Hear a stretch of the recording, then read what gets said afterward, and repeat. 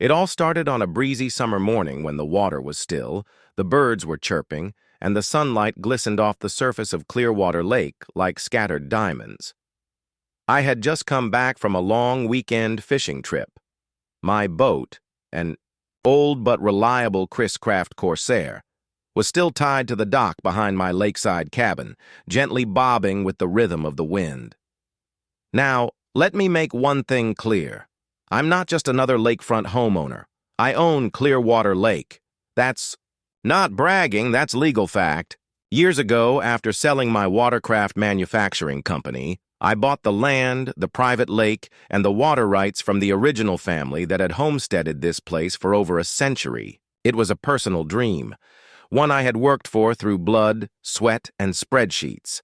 So you can imagine my confusion when I stepped out to grab a cup of coffee from the cabin's porch and saw a bright orange sticker plastered across the windshield. Of my boat. Violation. Unauthorized watercraft. Must be moved within 72 hours or subject to towing. HOA. I blinked. Thought maybe one of my buddies had left it as a prank. But no. Right underneath the bold printed letters, there was a stamped signature from Lakeside Residents Association, an HOA that governed a cluster of properties further up the ridge. A community I did not belong to, nor had I ever agreed to be part of. I peeled off the sticker, took a deep breath, and figured I'd call them to clear up what had to be a simple mistake. I didn't want to jump to conclusions, especially since I rarely dealt with the neighbors up the hill. They had their manicured lawns, country club cliques, and golf carts. I preferred solitude, my dogs, and the open water. The next morning, I received a typed letter shoved into my mailbox, again from the Lakeside HOA. It was more aggressive this time. Dear property occupant, your vessel, currently docked at the south end of Clearwater Lake, violates association boating policy. Failure to comply with community storage guidelines may result in fines or towing. As a shared resource, the lake must be treated respectfully by all residents. All residents? I reread that part twice. So I called the number listed at the bottom of the letter and got redirected, twice before finally speaking to someone named Linda. Linda had the classic HOA tone. Polite, but passive-aggressive enough to curdle milk. Yes, Mr. Peterson. We've received several complaints about your vessel. It's been docked too long in a communal use zone, and we're just trying to maintain order. Everyone must follow the same guidelines. I told her clearly and calmly, I own this lake. The water, the dock, the land beneath your paddleboards. It's all mine. Check the deed records from the county. Linda paused, then chuckled lightly. Sir, you may think you own the lake, but all lakefront properties are subject to HOA water access policies. If you refuse to comply, we'll involve our enforcement committee. That's when I knew this was going to get messy. A few days passed. Then came the parade of golf carts. HOA officers, clipboard warriors, cruising past my cabin like it was enemy territory. Some would slow down to take pictures. One even had the gall to wave at my security cameras as if taunting me. The final straw? They chained a buoy near my dock, staked with a sign reading, No private mooring, HOA enforced. Now I'm a patient man. But that buoy might as well have been a line drawn in the sand. These people were trespassing, vandalizing my property, and trying to enforce rules over a lake they didn't own. So I did what any rational lake owner would do. I called my lawyer. My attorney, Mitchell Carter, was a man who lived for this sort of thing. HOA overreach was his bread and butter. After reviewing the deed, the easement terms, the county records, and the original land charter from 1938, Mitchell looked up from the folder and said with a smirk, They messed with the wrong shoreline. We filed a cease and desist against the HOA, citing unlawful interference, harassment, trespassing, and an attempt to seize control of a privately owned body of water.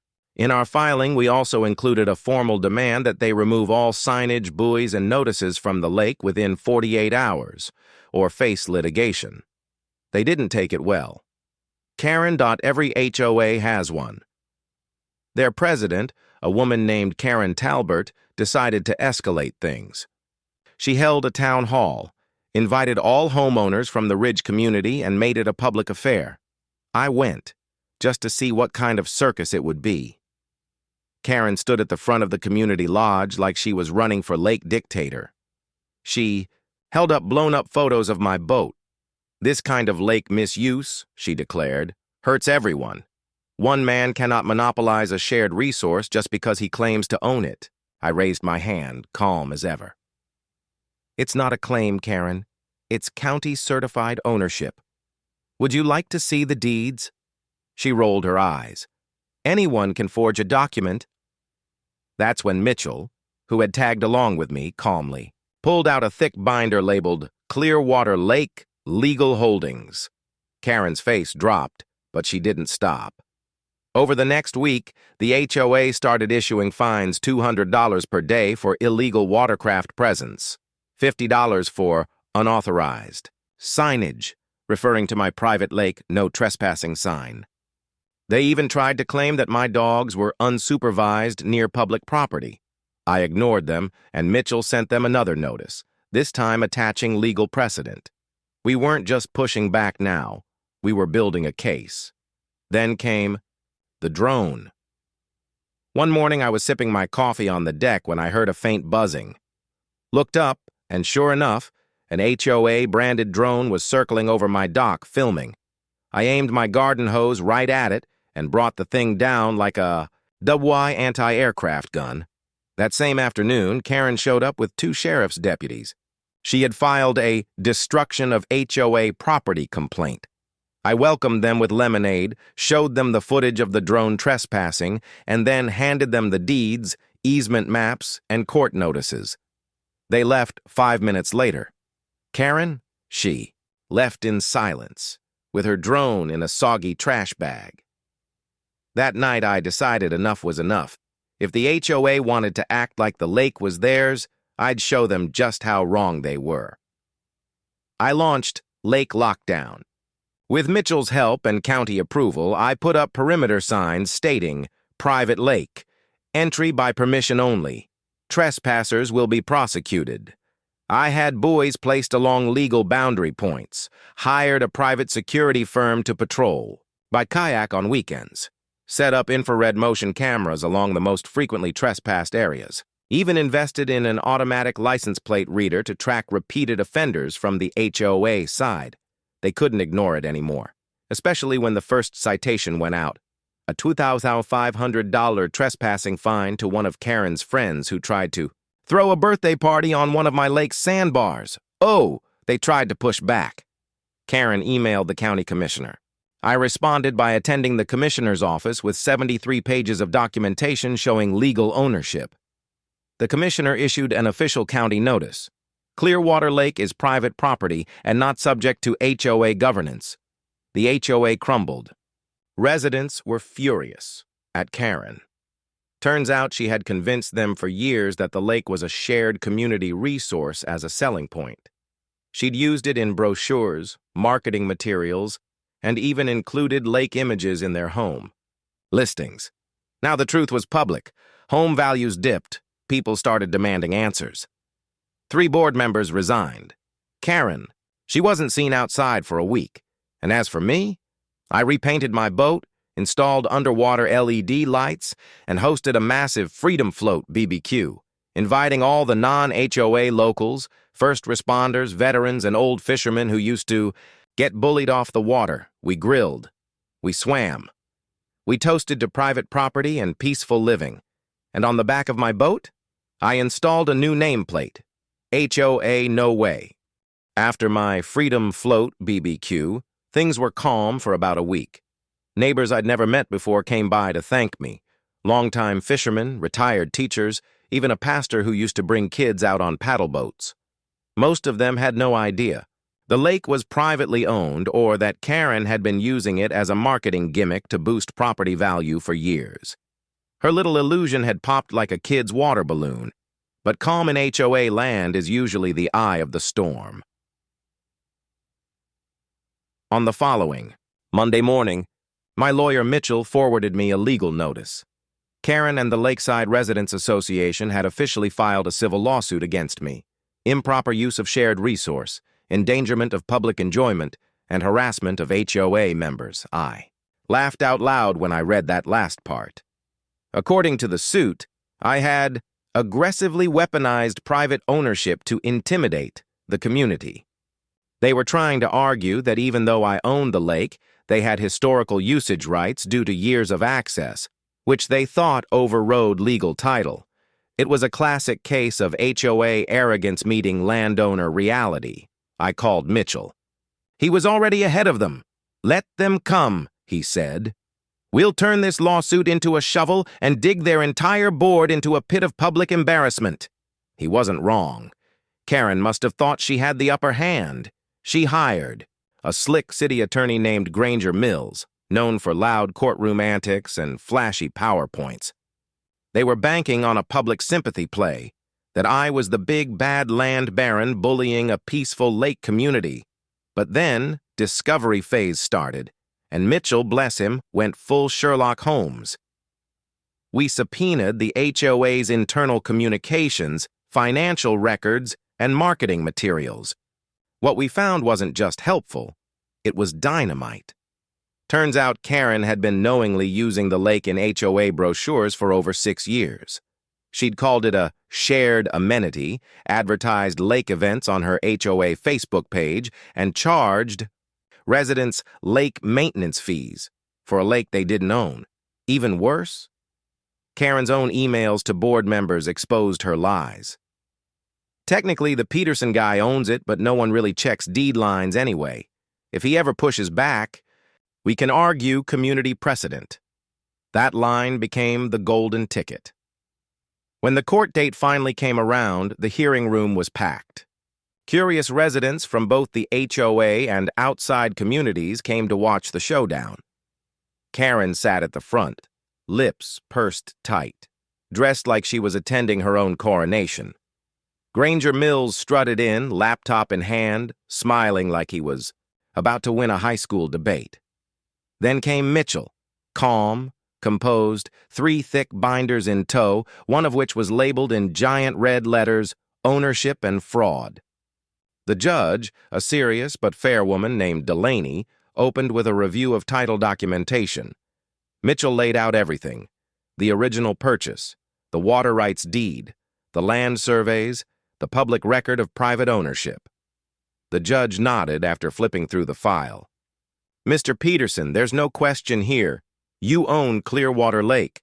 Then Granger stood up and gave the performance of his life. He spoke of community tradition, public trust, and how the HOA members had built generational memories on the lake that I was now taking away out of spite.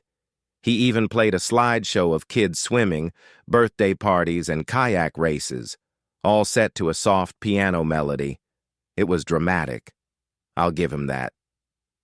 But then Mitchell stood and projected Karen's email. Technically, the Peterson guy owns it. The judge raised an eyebrow. Mitchell said, "Your Honor, the plaintiff has knowingly misled their members, charged fees for access they had no right to grant, and is now attempting to strong-arm a legal landowner into relinquishing property rights based on feelings. That's not precedent. That's fraud," Granger objected, blustered something about emotional equity, but Judge Delaney shut him down. In under an hour, she dismissed the HOA's suit.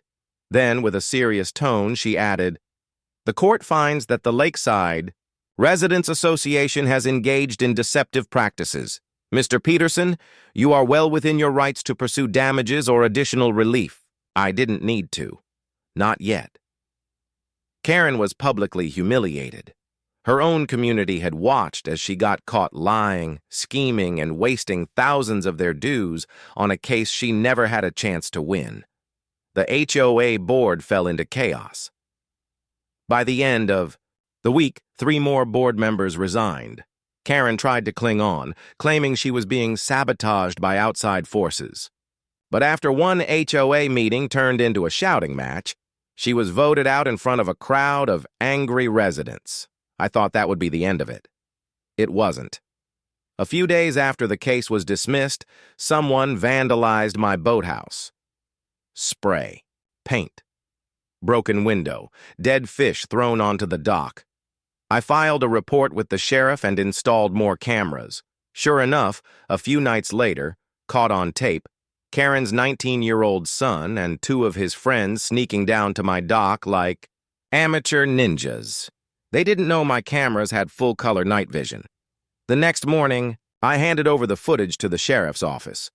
Later that week, Karen's son, Bradley, came to my door, sunglasses on, cocky smirk, acting like nothing had happened. "You know, old man," he said, "my mom says this lake should be ours, so maybe just give it up. Sell it, or we'll just keep coming back." I stared at him for a second, not saying a word. Then the squad car pulled up behind him. Two deputies got out. Bradley turned, confused. They read him his rights, cuffed him for vandalism and trespassing, and loaded him into the back seat. As they drove off, I heard him yell from the window, "You can't do this! We own this place!" I couldn't help but smile. The fallout was delicious. Karen, now disgraced, tried to spin the arrest as a setup. But no one bought it, not after I shared the security footage with every homeowner who asked. Word spread fast, and something funny started happening. Residents from the HOA began approaching me, asking for permission to use the lake, not just to fish or kayak, but to host events. One woman wanted to shoot engagement photos. A retired veteran asked to bring his grandson out fishing. Just like the old days, I said yes to all of them. Because the truth is, I never wanted to be a tyrant. I just wanted peace and respect. It was never about control, but Karen made it about that, and she lost. I took Mitchell's advice and filed a civil suit of my own. Nothing outrageous, just damages for property destruction, defamation, and legal costs. It was a way to put the final nail in the HOA's legal coffin. A few months later, a quiet settlement was reached. They paid up. Karen moved out. The HOA was gutted and replaced with new leadership, people who understood boundaries, law, and decency, and Clearwater Lake, it remained exactly what I'd always dreamed it would be. Mine. Quiet. Clean. Untouched by bureaucracy. I added a new dock, built a little lakeside BBQ pit, even started a small invite-only fishing club called The Real Owners Association. The first rule? No Karens allowed.